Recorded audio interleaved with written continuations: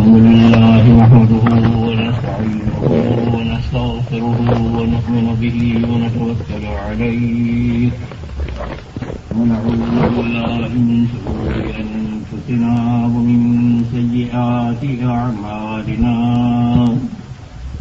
من يهد الله فلا مضل له ومن يضلل فلا هادي له ونشهد أن لا إله إلا الله وحده لا شريك له ونشهد أن سيدنا ونبينا ومولانا محمدا عبده ورسوله صلى الله عليه وعلى آله وأصحابه وبارك وسلم تسليما كثيرا كثيرا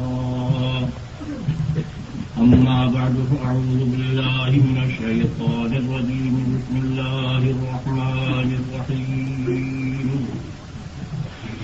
إن الله يأمر بالعدل والإحسان وقال الله تبارك وتعالى اعدلوا هو أقرب للتقوى واتقوا الله إن الله خبير بما تعملون. میرے عزیزوں اور دوستوں بزرگوں، قرآن پاک کے یہ دو جملے ہیں اور قرآن پاک کا جملہ انتہائی جامع ہے اور انتہائی اپنے اندر حکمتیں اور مصلحتیں اور منفعتیں بھی ہیں. دو جملے ہیں، ان دونوں جملوں میں خدا پاک نے حکم فرمایا ہے بندوں کو اس بات کا کہ تم عدل کے ساتھ، انصاف کے ساتھ، توازن کے ساتھ زندگی. عدل کسے کہتے ہیں؟ عدل اسے کہتے ہیں کہ زندگی کے اندر توازن قائم رکھنے کو، دونوں حصے برابر کرنے کو، اس کو عدل کہا. یہ انسانی زندگی جو دنیا اور آخرت دونوں زندگیوں کو دیے ہوئے ہے، اس کے اندر توازن قائم رکھنے کا، اس کے اندر ترتیب کے قائم رکھنے کا خدا پاک نے حکم فرمایا.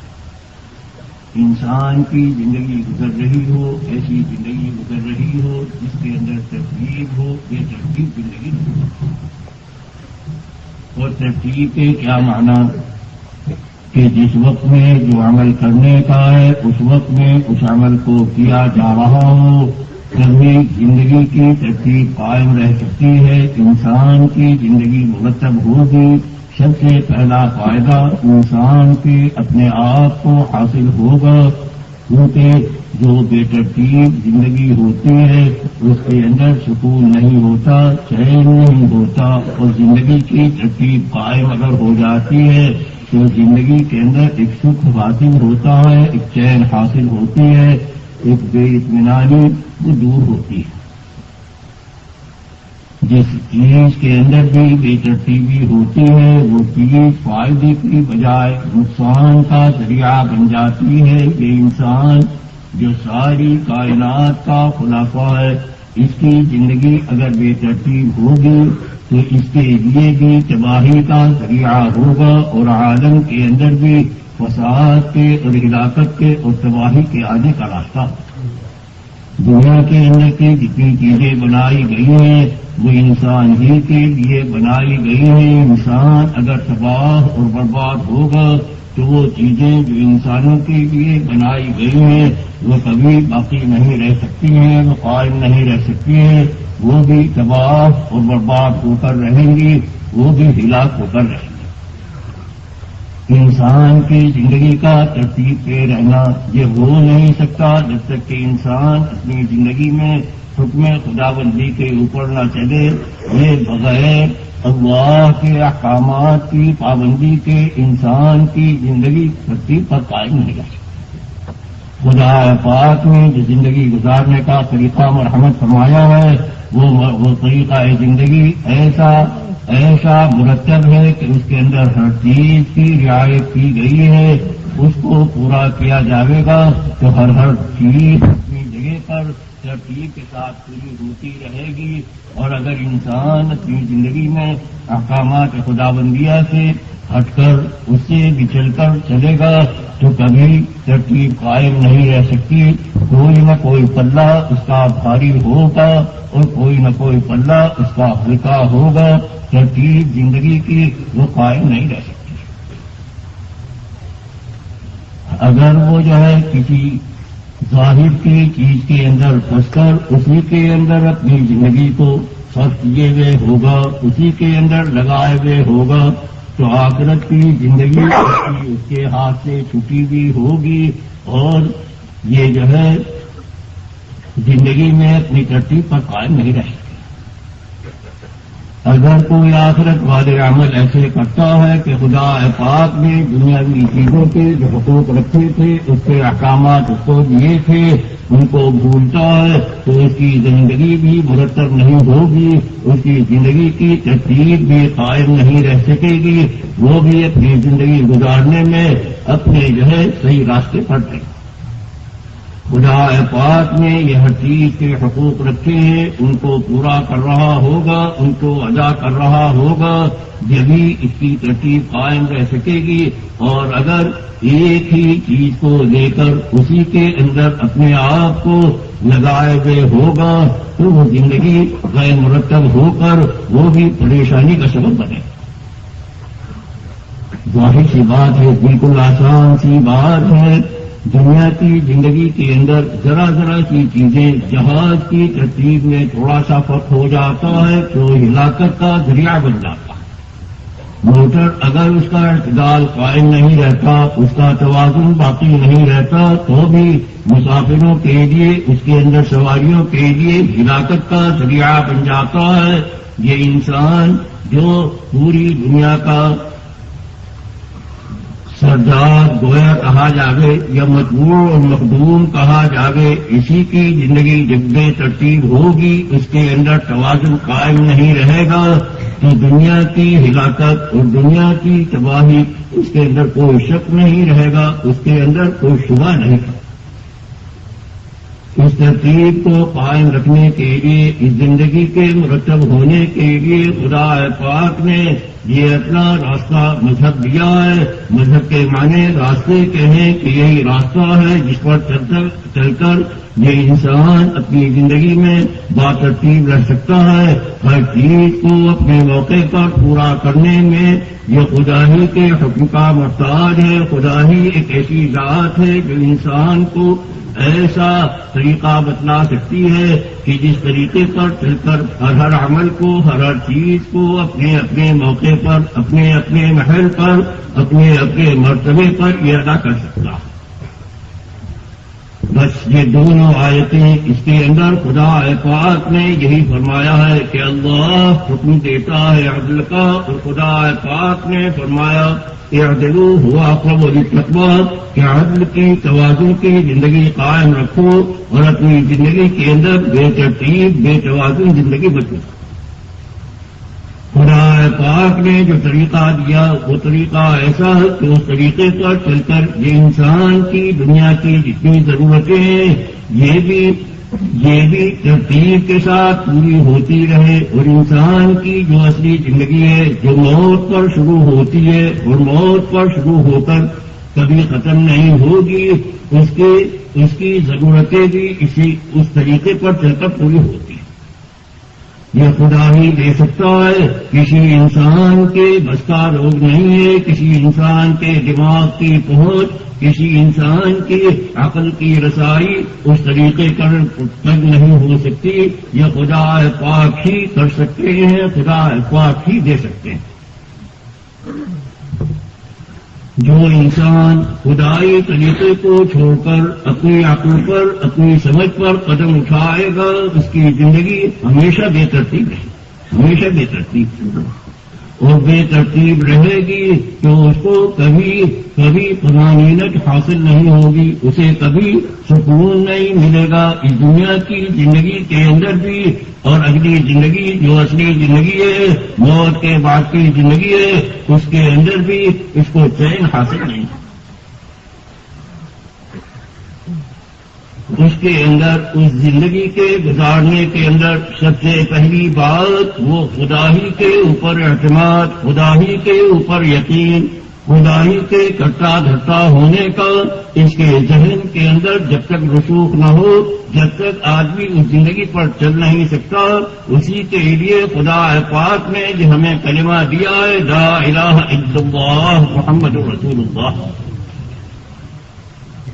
کیا کہ ہمارے ذہنوں میں، ہمارے دماغوں کے اندر یہ بسا ہوا ہو، ہمارے دلوں میں یہ بچا ہوا ہو کہ سب کچھ خدا ہی کے قبضے میں، خدا ہی قادر مطلق ہے، خدا ہی کرنے والا ہے، پھر خدا ہی کی ذات ایسی ہے کہ جس کو مانا جاوے، جس کی مانی جاوے، جس کے سامنے جھکا جاوے، جس کی عظمت، جس کی بڑائی، جس کا احترام کیا جاوے، یہی لا الہ الا اللہ کے معنی۔ آدمی کے دماغ میں جو کچھ رچ جاتا ہے، جو کچھ بچ جاتا ہے، اسی کے مطابق پھر اس کی عملی قوت جو ہے وہ صرف ہوتی ہے۔ آدمی کے ذہن میں جو کچھ بس جاتا ہے اسی کے مطابق وہ محنت کرتا ہے، اسی کے مطابق وہ عمل کرتا ہے۔ یہ ہر ایک جانتا ہے جس کے دماغ میں، جس کی فکر کے اندر تجارت بس جاتی ہے، اس کی ساری قوت تجارت ہی کے لیے صرف ہوتی ہے، اور جس کی دماغوں میں، جس کی فکروں میں آج وہ زراعت اور صنعت اور حرفت یہ اتر جاتی ہے، پھر اس کی ساری محنت، ساری قوت اسی کے اوپر صرف ہوتی ہے۔ یہ انسان خدا پاک نے اس کو دو قوتیں دی ہیں، ایک قوت فکریہ ہے، ایک قوت عملیہ ہے۔ یہ قوت فکریہ یہ غالب ہوتی ہے، یہ حاکم ہوتی ہے قوت عملیہ۔ کیا مطلب کہ انسان کے ذہنوں میں جو کچھ جم جاتا ہے اسی کے تابع ہو کر اس کی عمل کی قوت صرف ہوتی ہے، جو دماغ میں بس جاتا ہے اسی کے مطابق عمل کرتا ہے۔ جس کے ذہنوں میں، جس کے ذہن میں، جس کے فکر میں حکومت بس جائے، وہ اتر جائے، تو پھر اس کی ساری قوت حکومت کے حاصل کرنے میں، سلطنت کے وصول کرنے میں اسی کے اندر خرچ ہوتی ہے، چاہے اس کے لیے جانیں دینی پڑے، چاہے اس کے لیے ظلم کرنا پڑے، چاہے اس کے لیے جو کچھ کرنا پڑے، لیکن اس کے کرنے میں اس کو کوئی بات نہیں ہوتا، کوئی جھجک نہیں ہوتی، کوئی تردد نہیں ہوتا، کیونکہ اس کے دماغ میں بسا ہوا ہے کہ یہ چیز حاصل کرنی۔ خدا پاک نے ہمیں یہ کلمہ دیا جس کے اندر یہ دو جز ہے، لا الہ الا اللہ محمد الرسول اللہ، یہ ہماری ان دونوں قوتوں کے لیے ایک رہبری کا، پوری زندگی کے لیے ایک رہنمائی کا کلمہ ہے کہ ہمارے ذہنوں میں، ہمارے فکروں میں یہ اللہ بسا ہوا ہو۔ جب یہ بسا ہوا ہوگا تو ساری ہماری عملی قوت خدا کو راضی کرنے میں، خدا کو خدا کی مان کر چلنے میں اسی میں صرف ہوگی۔ جب خدا کو راضی کرنے کے لیے ہم راستہ دیکھیں گے، اس پر چلنا چاہیں گے، وہ معلوم ہوگا ہمیں محمد الرسول اللہ صلی اللہ علیہ وسلم۔ گویا یہ کلمہ ہماری دونوں قوتوں کے لیے رہنمائی کرتا ہے، دونوں قوتوں کے لیے رہبری کرتا ہے کہ خدا ہمارے دل و دماغ میں بسا ہوا ہو، اور اس کو راضی کرنے کے لیے، اس کی مان کر چلنے کے لیے ہمیں محمد الرسول اللہ صلی اللہ علیہ وسلم کا راستہ چلنا۔ دو جملے ہیں، لیکن یہ دو جملے ایسے ہیں کہ ہماری پوری زندگی کو اپنے اندر سموئے ہوئے ہیں۔ اسی واسطے یہ لا الہ الا اللہ محمد الرسول اللہ یہ درجہ رکھتا ہے، ایسا جیسے پورے درخت کے لیے بیج کا بیج ذرا سا ہوتا ہے، لیکن اس بیج کے اندر سارے درخت کی شاخیں، اس کا تنا، اس کے پھل، اس کے پھول اور اس کے پتے سارے کے سارے اس بیج میں ہوتے ہیں۔ بیج ذرا سا ہے، لیکن وہ بیج ایسا ہے کہ اس کو اگر آبیاری کی جائے گی، اس کی نگہداشت کی جائے گی، اس پر محنت کی جائے گی، تو اس کے اندر سے یہ پودا نکلے گا، اور پودا نکلے گا، اس پودے میں اس کی شاخیں بھی ہوں گی، اس کا تنا بھی ہوگا، اس کے پتے بھی ہوں گے، اس کے پھل بھی ہوں گے، اس کے پھول بھی ہوں گے۔ ایسے یہ کلمہ لا الہ الا اللہ محمد الرسول اللہ پوری ایمانی زندگی کے لیے ایک بیج کا درجہ رکھتا ہے. جب یہ ہمارے ذہنوں میں، ہمارے دماغوں میں، ہمارے عملوں میں بویا جائے گا تو پوری زندگی ہماری ایمانی ہوگی. ایمان کا درخت اس سے جو ہے ظاہر ہوگا. ایمانی صفات، ایمانی اخلاق، ایمانی اعمال، یہ ایمانی ہر چیز ہماری ایمانی ہوگی اگر ہمارا یہ کلمہ طیبہ لا الہ الا اللہ محمد الرسول اللہ یہ جڑ پکڑے ہوئے ہوگا، یہ ہمارے اندر جمع ہوا ہوگا. ہمارا یقین خدا کے اوپر جمع ہوا ہوگا اور ہمارا عمل جناب رسول اللہ صلی اللہ علیہ وسلم کے طریقے پر، جناب رسول اللہ صلی اللہ علیہ وسلم جو عمل لے کر، جو طریقہ لے کر آئے وہ ایسا طریقہ ہے کہ دنیا کی زندگی وہ بھی اس کے اندر آئی ہوئی ہے اور آخرت کی زندگی وہ بھی اس کے اندر سمائی ہوئی ہے. یہ نہیں ہے کہ وہ یک طرفہ ہو کہ آخرت ہی آخرت سامنے رکھ کر دنیا کی جتنی ضرورتیں ہیں ان کو فراموش کر دیا گیا ہو یا اس کو انسان کی ضرورت سے خارج کر دیا گیا. انسانی زندگی کی ضرورتیں کھانا پینا ہے، رہنا سہنا ہے، اس میں یہ مکان ہے اور یہ شادی بیاہ ہے اور یہ سواریاں ہیں، یہ انسان کی ضرورتیں ہیں. انسان کی ضرورتیں 5 ضرورتیں ہیں، 5 کے علاوہ چھٹی نہیں. کھانا پینا، رہنے کے لیے مکان اور پہننے کے لیے کپڑا اور سفر کرنے کے لیے سواری اور انسانی اپنی خواہشات کے پورا کرنے کے لیے بتا ہو شاید. یہ 5 چیزیں پوری زندگی کا تجزیہ کر کے دیکھا جائے، پوری زندگی کو تحلیل کر کے دیکھا جائے تو پوری زندگی انہی 5 چیزوں کے اندر گھری ہوئی ہے، اس سے باہر نکلی ہوئی ہے. یہ کھانے کی ضرورت ہے، یا پہننے کی ضرورت ہے، یا رہنے کی ضرورت ہے، یہ سواری کی ضرورت ہے، یہ شادی بیاہ کی. یہ 5 ضرورتیں ہیں جو انسانی زندگی کی ضرورتیں ہیں. نبی پاک علیہ الصلوۃ والسلام جو طریقہ حیات لے کر آئے، انسانی زندگی کو گزارنے کا راستہ لے کر آئے، اس کے اندر ان 5 چیزوں کو پورا کرنے کا طریقہ بھی بتلایا گیا ہے. ان ضرورتوں کو ان کے طریقے پر پورا کیا جائے گا تو زندگی کی ترتیب قائم رہے گی. اور اگر زندگی کے اندر ان کے طریقے سے ہٹ کر انسان چلے گا کبھی اس کی زندگی میں توازن قائم نہیں ہوگا، کبھی توازن نہیں. کسی ایک چیز کی طرف ایسا جھک جائے گا کہ دوسری جانب وہ اس سے اوجھل ہو جائے گی، اس کی آنکھوں سے نکل جائے گی. وہ خدا پاک ہی دے سکتا ہے ایسا کہ جس سے اس کے سارے شعبے اس دنیا کی زندگی کے اور آخرت کی زندگی کے وہ اس کے قابو میں آئے اور اس کے لیے اس کی ترتیب قائم ہو. میرے عزیزوں اور دوستوں، آج پوری دنیا اسی بھون میں پھنسی ہوئی ہے کہ ان کی زندگی کی ترتیب بگڑ گئی. سب اس میں کسی خطے کی، کسی علاقے کی تخصیص نہیں، چاہے وہ یورپ ہو، چاہے وہ ایشیا ہو، چاہے وہ امریکہ ہو، چاہے وہ آسٹریلیا ہو، چاہے وہ افریقہ ہو.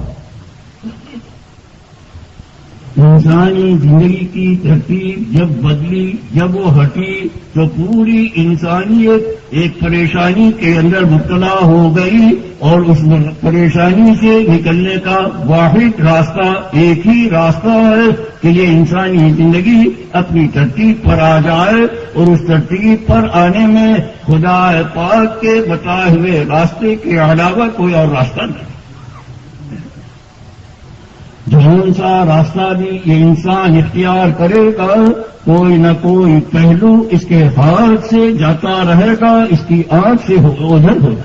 یہ خدا پاک ہی کی ذات ہے جو دنیا اور آخرت دونوں جہان کی ضرورتوں کو سامنے رکھ کر جو حکم دے سکتا ہے جو خدا کے علاوہ کوئی نہیں کر سکتا. انسان بیچارہ جو عقل کے پیچھے چلتا ہے، اس کی عقل جو ہے وہ جانتی نہیں کہ کل کو کیا ہوگا، پرسوں کو کیا ہوگا، کل کی اور پرسوں کی بات کیا، اس کو پتہ نہیں ہوتا کہ کل کے بعد کیا۔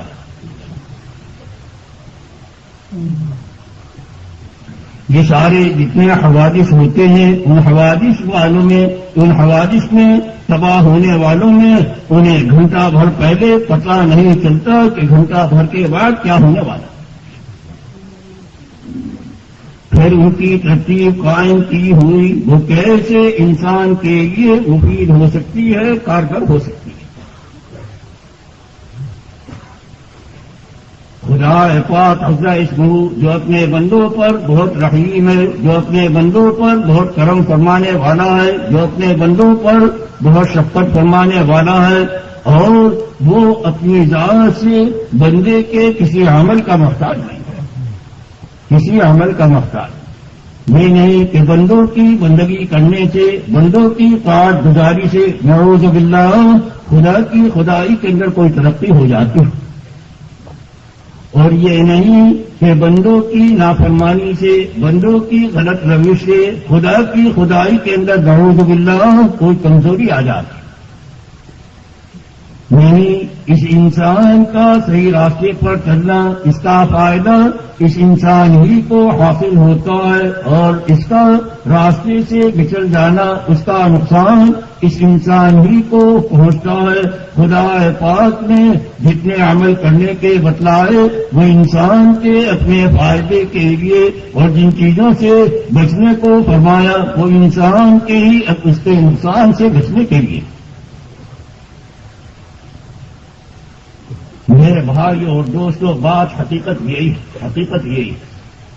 وہ انسان پھر سمجھدار ہے کہ جو اپنے اس مسئلے کو سمجھ کر اپنی زندگی میں خدا کے حکموں کا پابند ہو کر، خدا کا بندہ بن کر اپنی زندگی میں خدا پاک کے حکموں کا تابع ہو کر چلے، یہ اس کی سمجھداری ہے۔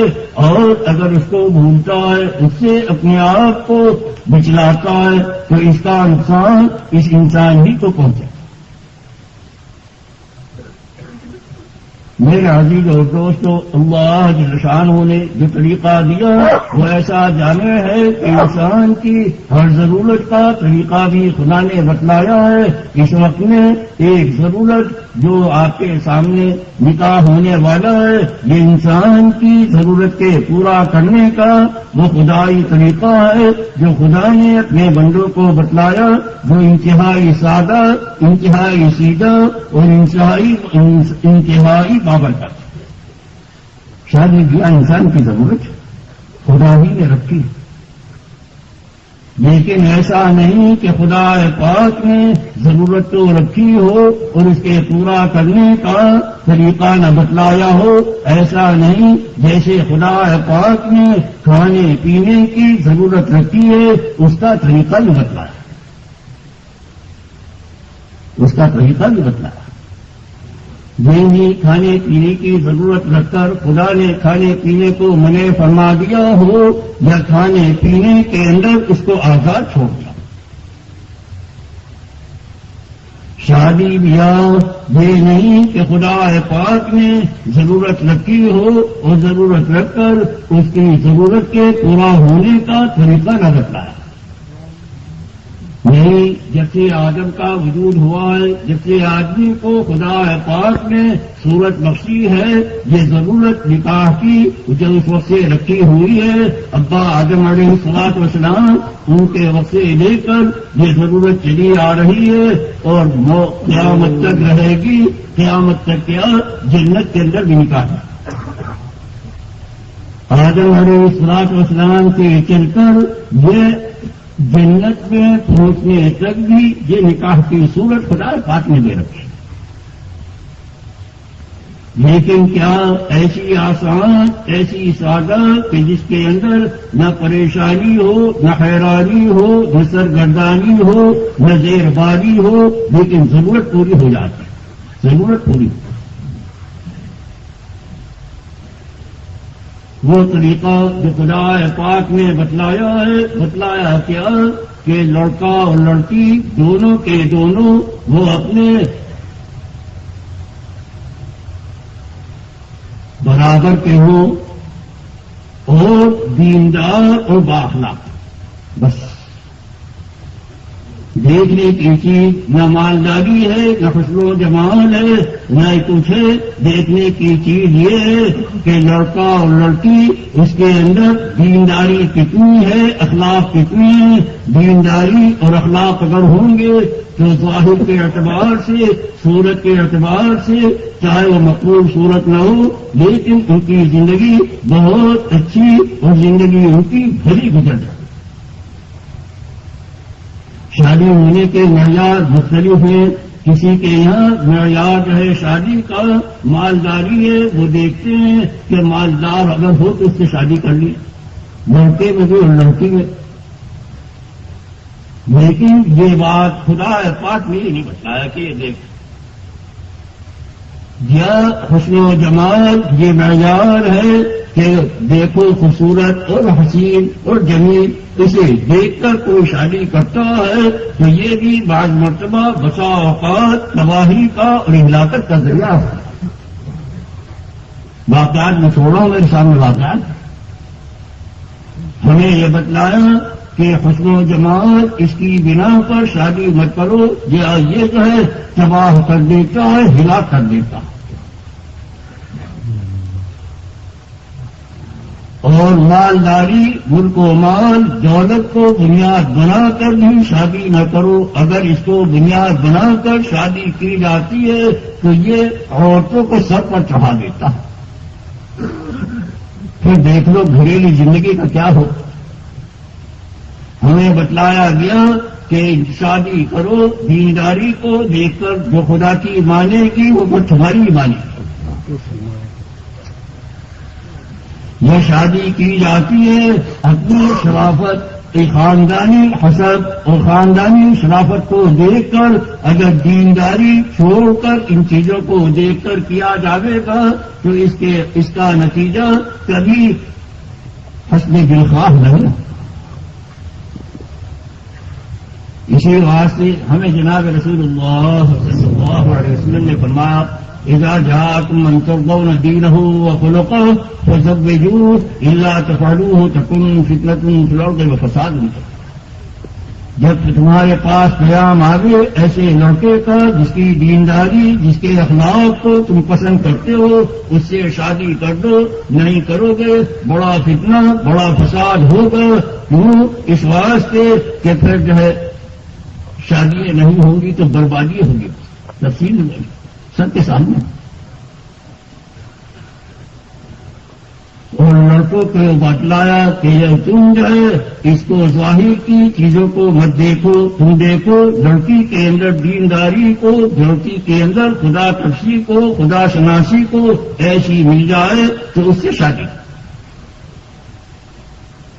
ہمیں دیکھنے کے اعتبار سے جو بتلایا وہ ان چیزوں کو بتلایا گیا ہے۔ جب دونوں جانب میں دینداری ہوگی، خدا شناسی ہوگی، خدا کے حقوق پر چلنے کا اپنے دونوں کو جذبہ ہوگا، لڑکا لڑکی پر ظلم نہیں کرے گا اور لڑکی کی نافرمانی نہیں کرے گا۔ پھر دیکھو گھریلو معاشرت، گھریلو زندگی کتنی پاکیزہ گزرے گی، یہ خان کی زندگی کتنی اس کے لیے راحت کا سبب ہوگی۔ ورنہ ایسا ہوگا جیسے ہو رہا ہے۔ ہمیں معلوم ہے بہت سے آدمی کہ دفتر سے آتے ہیں اور گھر میں قدم رکھتے ہوئے ڈر لگتا ہے کہ گھر میں قدم رکھتے ہی کیا فتنہ اور فساد۔ جبکہ دفتر سے آ رہے ہیں، تھکے مانگے ہیں، گھر میں کچھ تسلی، کچھ سکون ملتا نہیں، بجائے اس کے یہ ہمیں سنایا قصہ کہ یہ سارے دن دفتر سے فارغ ہو کر گھر آتے ہیں تو گھر میں قدم رکھتے ہوئے ڈر لگتا ہے کہ قدم رکھتے ہی کیا بیچے گی، کیا گزرے گی۔ تو اس واسطے کہ اس اس شعبے کے اندر بھی ہم نے خدا کے حکموں کو بلایا، خدا کے طریقوں کو فراموش کیا تو بھائی اس کی سزا بھگتنی پڑ گئی. بس عرض میں یہ کر رہا تھا کہ زندگی کی ترتیب خدا پاک کے بتائے ہوئے طریقے پر ہی چلنے میں قائم ہو سکتی ہے، اور زندگی میں جب تک ترتیب نہیں آئے گی، جب تک اس کو سکون نہیں ہوگا، اور ترتیب قائم ہو نہیں سکتی بغیر حکم خدا کی تعمیل کیے ہوئے اپنی زندگی میں خدائی احکامات پر چلے بغیر.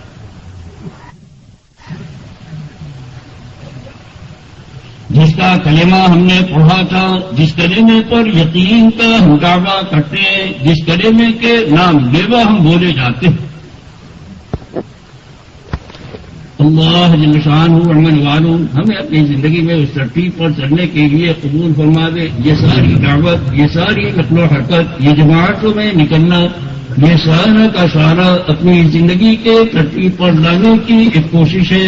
یہ دھیرے دھیرے اللہ کے بندوں میں آ رہی ہے. کتنے آدمی ہیں ان کی زندگیوں میں ترتیب قائم ہو گئی ہے، اور پہلی زندگی کے اعتبار سے اب انہیں سکون حاصل.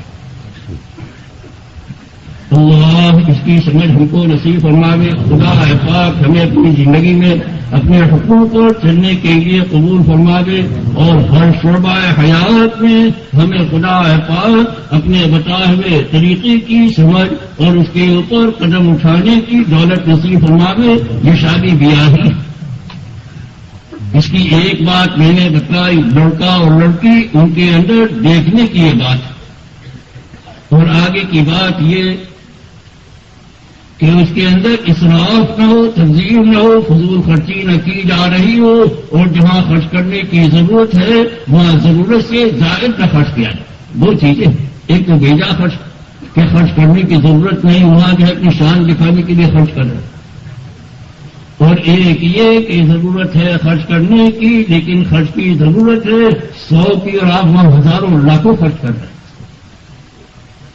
خدا پاک ان دونوں طریقوں کو پسند نہیں فرماتا، اور دونوں طریقوں سے خدا پاک نے فرمایا ہے اسراف اور تبذیر.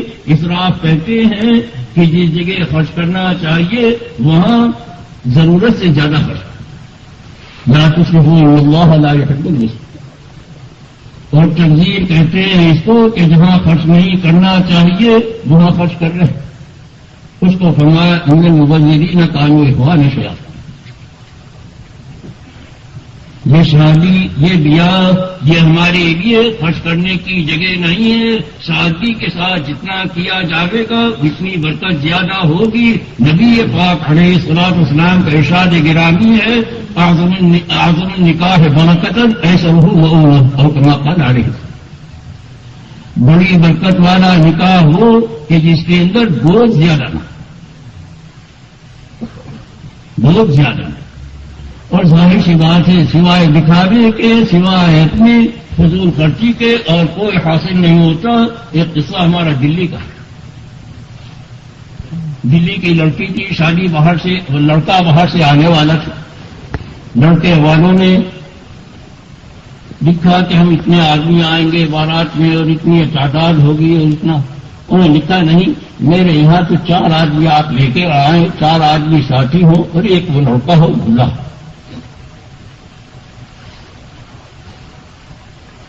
لیکن وہی زندگی جب بے ترتیب ہوتی ہے تو پھر اس کا بھی خیال نہیں ہوتا کہ کسی کے گھر بغیر بلائے نہیں جانا چاہیے. لڑکے والے 200 آدمی لے کر پہنچ گئے، کیونکہ یہ شادی جاتی ہے کسی کو اپنی ناک کی بلندی سمجھے گا. وہ اللہ کا بندہ جسے خدا نے سمجھ دے رکھی تھی، جب وہ 200 آدمی پہنچے تو اس نے صاف صاف بات کہہ دی کہ میں نے عرض کیا تھا کہ 4 آدمی آئیں، میرے یہاں 4 آدمیوں کے ٹھہرنے کا انتظام ہے اور 4 ہی آدمیوں کے کھانے کا انتظام ہے، باقی 196 کا آپ جو چاہیں. چنانچہ شروع میں تو بڑے گرما گرمی ہوئی. انہوں نے کہا میں نے صاف صاف لکھ دیا تھا کہ 4 آدمی آئیں، اور انہی کے میں نے ضیافت کا مہمانداری کا انتظام کیا ہے. باقی آپ اپنی ذمہ داری پر لائے ہیں، ان کو آپ جانے. 4 آدمی کا میں نے انتظام کیا. بہت آنے والوں نے بھی زور دکھلائے، لیکن وہ اللہ کا بندہ، خدا نے اس کو سمجھ دے رکھی تھی، وہ اپنی جگہ سے نہیں ہٹا. وہاں تو بس 4 ہی آدمی، 5 بار بلا کیا انہوں نے انتظام. شام کو سادگی کے ساتھ نکاح ہو گیا، اور جب صبح ہوئی تو گھر والوں سے انہوں نے کہا کہ لڑکی کو رخصت کر دینا، میں تو دکان پہ جا رہا ہوں. اور لڑکے سے یوں کہا کہ آپ جانے سے پہلے میرے سے دکان پر ملیں. چنانچہ وہ لڑکا دکان پر گیا رخصت ہونے کے لیے. تو انہوں نے دکاندار نے، ان لڑکی کے والد نے اپنے مینیجر سے یہ کہا کہ وہ لفافہ لا کر اسے. وہ لفافہ لایا جس کے اندر 1 لاکھ روپیہ تھا. اس لڑکے کو دیا کہ بھائی یہ تمہاری نظر ہے. ہو سکتا تھا کہ میں نکاح کی آنے والوں کی مہمانداری میں، ان کی ضیافت میں، مہمانداری میں 1 لاکھ خرچ کر دیتا، لیکن اس سے تمہیں اور لڑکی کو کیا فائدہ ہو؟ وہ 1 لاکھ وہ جو 200 آدمی آئے تھے ان کی خاطرداری میں خرچ کر سکتا تھا، لیکن اس سے تمہیں اور لڑکی کو کوئی فائدہ نہ ہوتا. یہ 1 لاکھ کا چیک ہے، اب تم چاہے اس کو کاروبار میں لگاؤ، جس طریقے سے چاہے تم خرچ کرو، یہ میں تمہیں دیتا. لڑکے کی آنکھ میں آنسو آ گئے. کیا ہمدردی یہ ہے؟ اس نے کہا کہ میں تو کاروباری لائن سے بھی ناواقف ہوں، آپ ہی مجھے کوئی راستہ بتلائیے. پھر انہوں نے بتلایا، اور پھر اس کے بعد خدا نے انہیں ایسی سہولت دی کہ لڑکا اور لڑکی دونوں اپنی جو ہے آرام کی زندگی بسر کر رہے ہیں. کاروبار میں انہوں نے لگا دیا.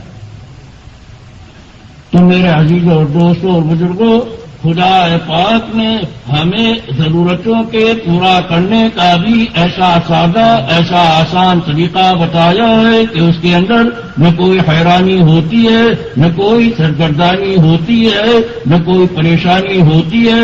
اگر ہم اس طریقے کو اپنائیں تو ضرورت کے پورا کرنے میں بھی سہولت، اور اولاد کے اندر بھی اس سے صلاحیت آتی ہے. ماں باپ کے اثرات اولاد پر پڑتے ہیں. ایسا نہیں کہ ماں باپ جو چاہے کرتے رہے اور اولاد جو ہے بھری بھری.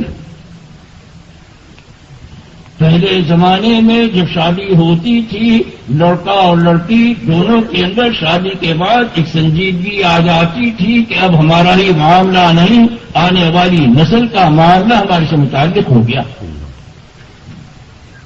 آج کی طرح نہیں کہ شادی ہونے کے بعد دونوں اور آزاد ہو جاتے. وہ اس واسطے کہ وہ جو ہے آج سمجھداری سے کام نہیں لیا جاتا، بس جی چاہی کے اوپر چل کر اپنے پیروں میں کلاڑی مارتے ہیں. دنیا کی زندگی میں بھی پریشانی ہوتی ہے اور عاقبت کی خبر خدا جانے. موت کا، آخرت کا، اگلی زندگی کا دھیان تک نہیں ہوتا. اپنی نسلوں کا بھی. پھر کہتے ہیں تربیت جو ہے آج لا انحل ہو رہی ہے، آج تربیت کا مسئلہ قابو میں نہیں آتا. اس کی وجہ یہی ہے کہ ہم یوں چاہتے ہیں کہ ہم جو چاہے کریں، ہماری اولاد ایسا نہ کرے. نہیں، یہ اس طریقے سے تربیت نہیں ہوتی. ہم جتنا کریں گے اولاد ہماری اس سے آگے کرے. چنانچہ یہ قصہ لکھا ہے کہ ایک لڑکا اور لڑکی شادی ہوئی، اللہ نے اولاد دی. لڑکا ہوا تو وہ کوئی چیز چوری کر لیا ہے. لڑکے کے باپ کو بہت اس پر غصہ آیا. پہلے جو ہے کسی کی چیز لے لینا، چوری کر لینا عیب سمجھا جاتا تھا. آج کل کی چلنی کی ہنر سمجھا جانے لگا. آج چوری کرنے کو، ڈاکہ ڈالنے کو فن سمجھا جاتا ہے، کمال سمجھا جاتا ہے. جب انسانیت زندہ تھی، آدمیت کا جنازہ نہیں نکلا تھا، جب یہ عیب شمار کیے جاتے. جب معلوم ہوا لڑکا چوری کر کے آیا ہے تو باپ کو غصہ اسے آیا اور وہ گھر گیا. اور جا کر اپنی بیوی سے، لڑکے کی ماں سے یہ کہا، میں نے تو اپنی ساری زندگی کھنگال کر دیکھ لی ہے، پوری زندگی کا جائزہ لے لیا ہے، میں نے تو اپنی پوری زندگی میں کبھی کوئی چوری نہیں کی ہے، لڑکے کے اندر جو اثر آیا ہے یقیناً تم نے چوری کی ہوگی، جس کا اثر اس لڑکے پر آیا۔ بیوی نے، لڑکے کی ماں نے بہت تسلی دینی چاہی، بہت ان کو سمجھانا چاہا کہ نہیں، میں نے ساری عمر جو ہے کبھی چوری نہیں کی۔ لڑکے کے باپ نے یہ کہا، ہو نہیں سکتا، یہ بچے کے اندر جو اثر آیا ہے یا تمہارا ہے یا میرا ہے، میں نے اپنی پوری زندگی کو جانچ لیا، میں نے تو ساری عمر میں کبھی کوئی چوری نہیں کی، یقیناً تم نے کی ہوگی جس کا اثر اس کے اندر آیا۔ بہت دیر کی کنجو کاؤ کے بعد لڑکے کی ماں نے کہا، ہاں ایک مرتبہ ایسا واقعہ پیش آیا کہ میں اپنے پڑوس کے گھر میں گئی، وہاں پر پڑوس والا موجود نہیں تھا، وہ عورت گھر کی موجود نہیں تھی، اس کے یہاں سے میں ایک چیز بغیر اس کے پوچھے لے کر آئی تھی، سارے لوگوں کو یہ بات۔ تو اس لڑکے کے باپ نے کہا، یہ اسی کا اثر ہے کہ آج بچہ چوری کر کے آیا۔ آج ماں باپ جتنی چاہے بے عنوانی، جتنی چاہے بے ترتیبی، جتنی چاہے بدی کر لے، اور یوں چاہے بچے کے اندر نہ ہو تو بھائی یہ ہو نہیں سکتا۔ اسی واسطے جب آگنے والی نسلوں کی فکر تھی، جب اپنی اولاد کی تربیت کا خیال تھا، شادی ہونے کے بعد تنہائی کے اندر بھی وہ کوئی بدتمیزی کی بات نہیں کرتی کہ کہیں اس کا اثر اولاد پر جائے۔ لیکن آج کی زندگی میں شور تو بہت، تربیت کا، اور سارے کے سارے عاجز، سارے کے سارے عاجز۔ پارلیمنٹ تک کے اندر بحث ہوتی ہے کہ یہ آنے والی اولاد کا کیا کرے، اور حل سمجھ میں نہیں آ رہا۔ اس کی وجہ یہ کہ اپنے آپ کو پابند کرنے کے، اپنے آپ کو مقید کرنے کے، اور اپنے آپ کو صحیح راستے پر چلنے کے لیے تیار نہیں۔ جب تک معاشرہ، جب تک ماحول اس کے اندر سدھار نہیں ہوگا، اولاد کے اندر، آنے والی نسلوں کے اندر کبھی سدھار نہیں آ سکتا۔ بچہ اتنا کہنے سے، اتنا سمجھانے سے نہیں سمجھتا ہے، جتنا دیکھنے سے، جتنا ماحول سے سمجھتا ہے۔ جیسا ماحول ہوتا ہے ویسا ہی بچہ کرتا ہے، نہ اسے سمجھانے کی ضرورت، نہ اسے بتلانے کی ضرورت۔ تم اس کے سامنے خیر کا کام کر رہے ہوگے، بھلائی کا کام کر رہے ہوگے، بغیر بتلائے وہ اس کے کرنے کو اپنے لیے وہ اس کو کرنے لگ جائے۔ آپ برائی کریں گے تو وہ برائی کرے گا، اور آپ بھلائی کریں گے تو وہ بھلائی کرے گا۔ ماحول میں ماحول کا سدھار یہی ذریعہ بن سکتا ہے آنے والی نسلوں کی صحیح تربیت کا۔ ماحول اگر بگڑا ہوا ہے تو ہمارے پمفلیٹ، ہمارے اشتہارات، ہماری ہدایات وہ کبھی کارگر نہیں۔ گھر کے اندر اگر گالی گلوچ، گھر کے اندر اگر جو ہے برائیاں یہ اپنے ہیں تو بچہ بغیر کہے ان کا آگے ہو جائے۔ گھروں کے اندر اگر خدا کا نام لیا جا رہا ہو، گھروں کے اندر خدا کا کام کیا جا رہا ہو، گھروں کے اندر خدا کا حکم پورا کیا جا رہا ہو، تو بچہ بغیر کہے ان چیزوں کو کرنے والا بن جائے۔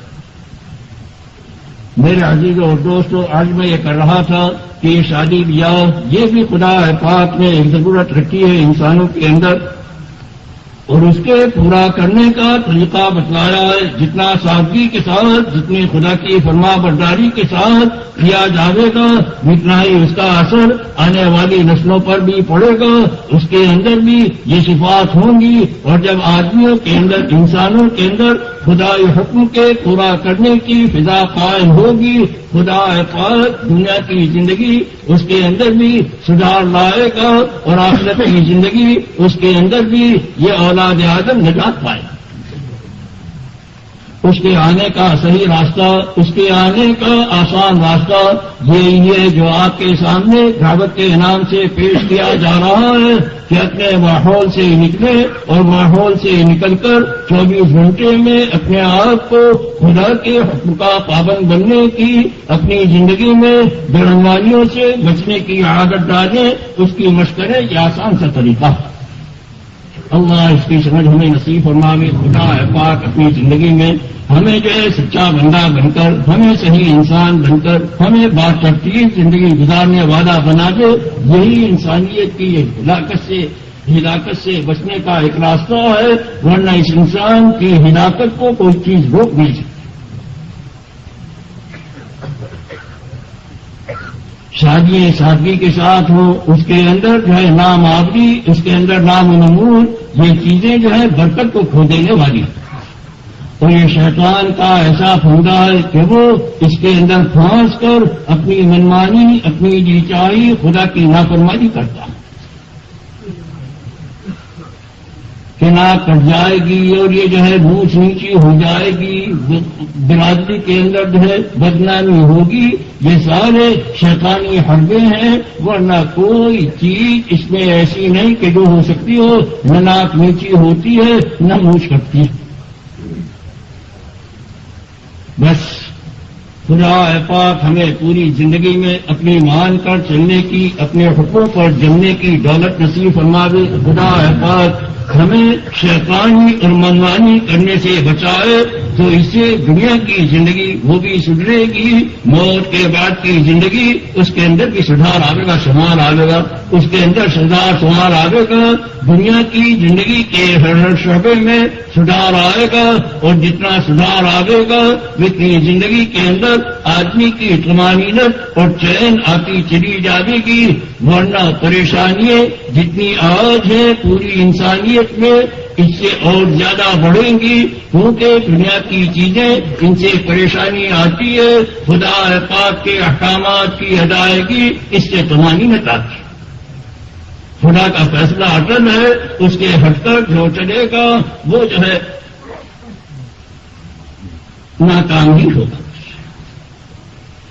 اللہ مجھے اور تمہیں سب کو سمجھ نصیب فرماوے۔ خدا پاک ہمیں اپنا سچا بندہ بن کر، خدا پاک ہمیں صحیح راستے پر چلنے والا بنائے۔ خدا پاک ہمیں نفس کا بندہ بننے کی بجائے اپنا بندہ بن کر زندگی گزارنے کی دولت نصیب فرمائے۔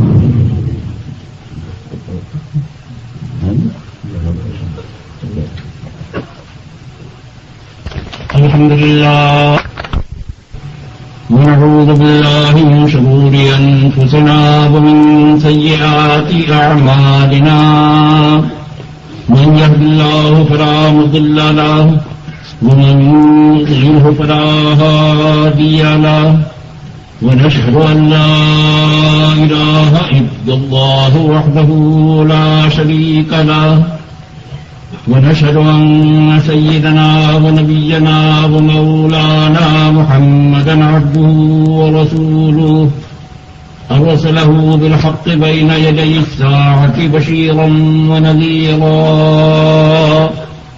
من يطع الله ورسوله فقد رشد ومن يعص الله ورسوله فإنه لا يضر إلا نفسه ولا يضر الله شيئا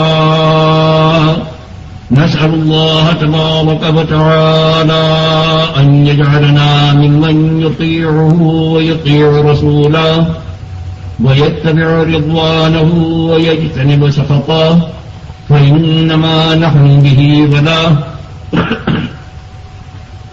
قال الله تبارك وتعالى يا أيها الناس اتقوا ربكم الذي خلقكم من نفس واحدة وخلق منها زوجها وبث منهما رجالا كثيرا ونساء واتقوا الله الذي تساءلون به والأرحام إن الله كان عليكم رقيبا وقال الله تبارك وتعالى يا أيها الناس إنا خلقناكم من ذكر وأنثى وجعلناكم شعوبا وقبائل لتعارفوا إن أكرمكم عند الله يتقاكم إن الله عليم خبير.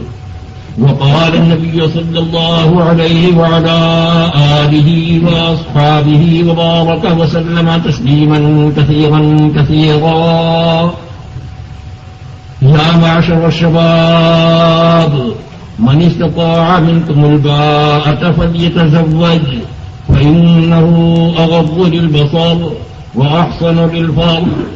وقال عليه الصلاة والسلام عليكم بالأبكار فإنهن أعذب أفواها وأنتق أرحاما وأرضى باليسير.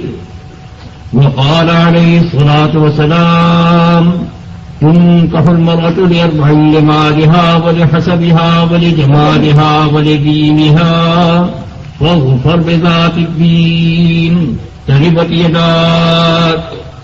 وقال عليه الصلاة والسلام لا تزوجوا النساء على أموالهن وعسى أموالهن أن تطغيهن ولا تزوجوهن على حسنهن وعسى حسنهن أن يرضيهن ولكن تزوجوهن على الدين. ولأمة خرماء سوداء ذات دين أفضل. وقال عليه الصلاة والسلام تزوجوا الودود الولود فإني مكاثر لكم الأمم. وقال عليه الصلاة والسلام إذا جاءكم من ترضون دينه وخلقه فزوجوه إلا تفعلوه تكن فتنة في الأرض وفساد كبير. وقال عليه الصلاة والسلام أعظم النكاح بركة أيسره وأولاه. وقال عليه الصلاة والسلام النكاح من سنتي. قال فمن رغب عن سنتي فليس مني اور كما قال عليه الصلاة والسلام. بحث کر لیں ایک مجمع کے اندر بس اتنی بات پر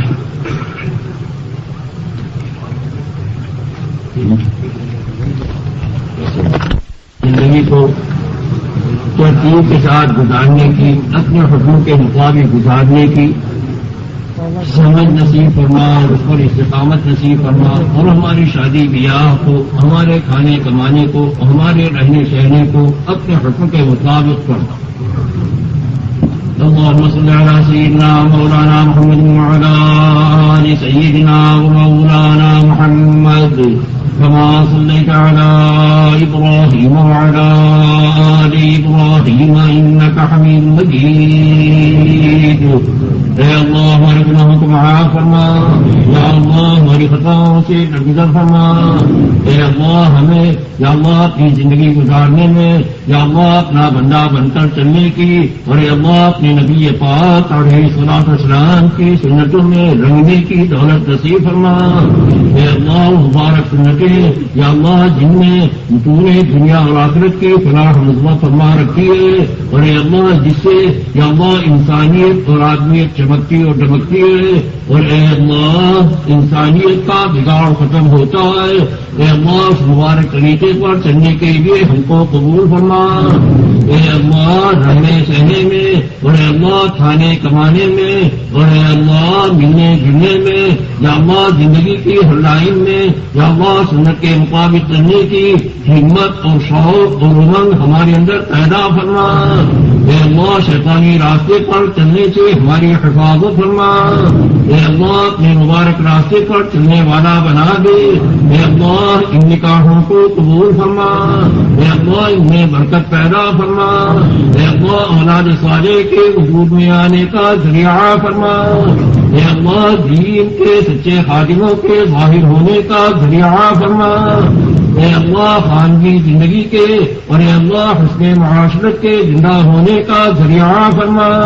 اے اللہ قسم کی آفات سے مکروہات سے حفاظت فرما، اے اللہ سنتوں کے یا اللہ گھروں میں اور اے اللہ مردوں اور عورتوں میں، اے اللہ بچوں میں اور جوانوں میں، یا اللہ بڈھوں میں زندہ ہونے کا ذریعہ فرما، اے اللہ برائیوں کی نفرت کے پیدا ہونے کا اور اے اللہ بھلائیوں کی رغبت کے پیدا ہونے کا ذریعہ فرما، اے اللہ صحیح انسان بن کر زندگی گزارنے کی ہوائیں چلنے کا ذریعہ فرما، اے اللہ شیطانی اور حیوانی زندگی سے بچ کر قدم اٹھانے کا ذریعہ فرما، اے اللہ کرم کا رحم کا معاملہ فرما، یا اللہ فضل کا معاملہ فرما، اے اللہ تمام امور میں ہمارے انجام کو خیر فرما، اے اللہ تمام احوال کو درست فرما، یا اللہ اپنے کرم سے ہماری دعاؤں کو قبول